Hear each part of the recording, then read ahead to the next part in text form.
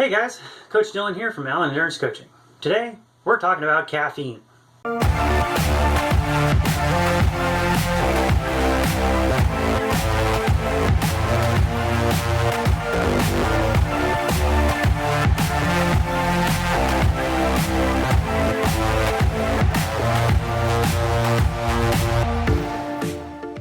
So first, disclaimer, I'm not a nutritionist, dietitian, I'm not a doctor, but I know a little bit about caffeine, but not in any official sense, if that makes sense. So there's my disclaimer. So, caffeine. Technically, it is a drug in terms of like medical profession, right? For some folks, it's what we drink with in the morning before we get up, so we're a functional human being. For some of us, it is a performance enhancer. For some of us, it is something we consume in a social setting at the coffee shop or a tea shop. But, a little history lesson, used to be banned by the International Olympic Committee, but then it was taken off the banned list because almost every culture worldwide consumes caffeine in one form or another. So it's just something everybody does. And so, yeah, if you kicked everybody out who had a cup of coffee or tea for breakfast, there wouldn't be anybody left to compete. So, most folks who are consuming caffeine are not consuming it with the intention of getting a competitive advantage in their chosen discipline. So, what does caffeine do? Caffeine is a stimulant, so it does a couple things. One, it lowers the activation threshold for our nervous system, so it makes it easier for nerves to fire, which means they fire faster, and it doesn't take as long to build up enough of a potential going across them to have them fire again, right? So the term for that is refractory period. So it reduces the refractory period on our nervous system for how quickly nerves can send signals. And so it also raises our lactate threshold just a couple of points. I'm not really entirely, I'll be honest with you, I'm not really entirely sure as to like the organic chemistry, physiology behind the hows and the why. What I do know is that it makes it so that we can burn more fat as our primary fuel source at higher heart rates, at higher effort levels. And what that means is if fat is a bigger proportion of our fuel mixture, we're burning fewer carbohydrates, which means we're saving our glycogen stores just a little bit with a little bit of caffeine in the system, right?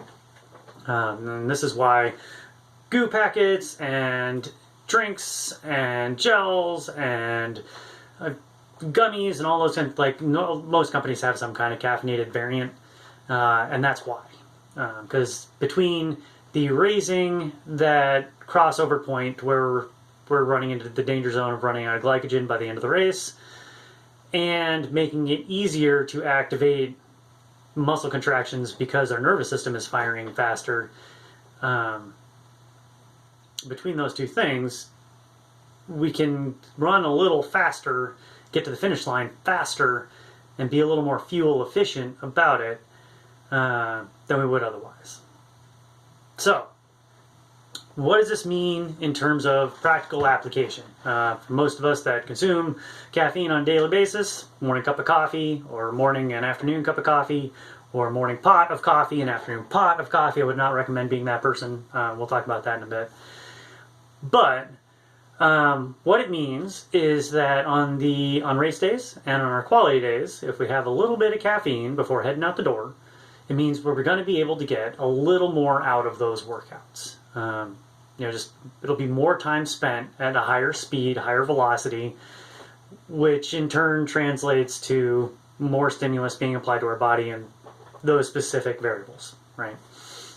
And on race day, it means we can run a little faster without running out of glycogen as early, which sounds great, right? Now, caveat, it's this much of a change. It's not a huge change, but it is something that is noticeable and measurable. But yeah, so caffeine lowers the action potential for our nervous system. The same thing for our muscles. And so consequently, if we have too much caffeine, it can lower that activation threshold so low that the slightest little stimulus is going to trip that firing mechanism, and then that nerve or that muscle is going to fire, because they both operate on the same fundamental principle of having an electrical difference between the inside and the outside. And so as the electric current goes down the length of the cell, channels open, ions go back and forth, the electric current gets carried down the length of the cell. And when it gets to the muscle, that causes it to contract. So, if the threshold for that to happen is low enough, the muscle's essentially going to spasm, right? Because it's not, the threshold for activation is so low that we can't fine tune where we want it to be, right? We can't say we want it to not fire, because the slightest little thing is going to get it to trip, and then the electrical signal is going to go down, the muscle is going to contract, and then it's going to happen again and again and again. And all of these nerves going to different muscle fibers are not necessarily going to be coordinated, because they're all tripping and firing just out of sequence, right? Obviously, this isn't a good thing. For any of you who have not experienced a muscle spasm, it can feel a little weird. And if it's a bad one, it can hurt a lot. Needless to say, on race day, this isn't a good thing. I mean, it's definitely not a good thing on workout days. Definitely not good on race day. If you spent 6 months training for a race, you don't want your hamstrings going when you get to mile 16 of your marathon, or you get off the bike and start running in your triathlon, right? So it's important to, one, make sure you can handle the levels of caffeination you are putting in your body for your quality workouts and your workout days. And two, to make sure you're not like chronically overclocked, because that's definitely not good. You won't be able to recover well from workouts. Like, your heart rate's going to be super high all the time. Your metabolism's going to be cranking overtime all the time. That's not good, right? Because we get faster on the days we're recovering, right? Like, we get faster when we're sleeping, not when we're working out. And so if you're consuming enough caffeine that it's negatively impacting your ability to sleep and recover from workouts, it's probably counterproductive. Don't do that. Are there people that consume copious amounts of caffeine? Yes. I would not recommend it, though, from like a training and racing perspective, though. In an ideal world, we probably would only consume caffeine a little bit before quality workouts and race days, and not on the other days. That way our body isn't habituated to it, because just like any other drug, as your body becomes habituated to it, you need a certain amount to hit your normal baseline operating level, right? And you don't function well without it. Now, for those of us that do drink a cup of coffee every day, I don't think it's going to kill you. The other thing you have to look out for, the other kind of big one that most people experience if they're not used to consuming caffeine and then they consume a bunch, especially if they do it right before heading out the door to go run, especially where you're bouncing up and down, is it's a stimulant. And it goes through your body via your bloodstream, and your blood goes everywhere. So it's going to stimulate everything, including your gut. And so if you're not used to if you're not used to consuming caffeine, or you're not used to consuming caffeinated gels while you're in the middle of your long run, or something like that, and you get more caffeine when you're not used to it, especially while running, because you're bouncing up and down, you may have to make a pit stop, or it's not going to end well for you. So I would encourage you to, if you are experimenting with caffeine, experiment in controlled settings with limited doses. Don't slam a whole bunch of no doses and run out the door to all hyped up on caffeine to go to a workout. One, probably won't go well for you. Your gut's probably going to not respond well. You're probably going to end up being dehydrated because it's a diuretic, so it's going to make you pee more. And also, it does reduce our perception of effort as well. And this is another important point to remember, is you are working just as hard as you would without the caffeine, but it won't feel like you're going as hard.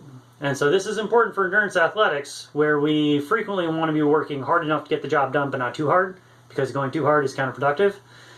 So it's real easy to accidentally get over that red line if you're over caffeinated and not realize it. Because like you won't interpret the signals that your body's giving you correctly. So don't over caffeinate.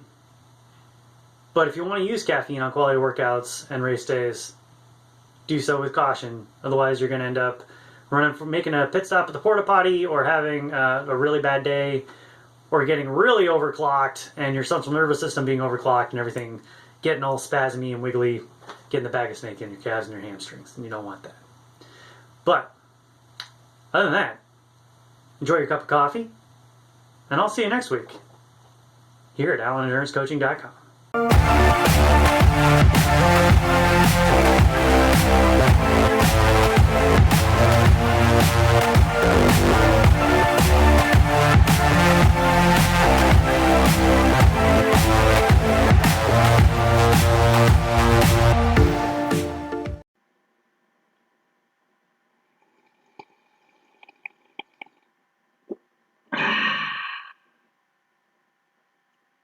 Sleepy time tea, because it's almost 6 p.m.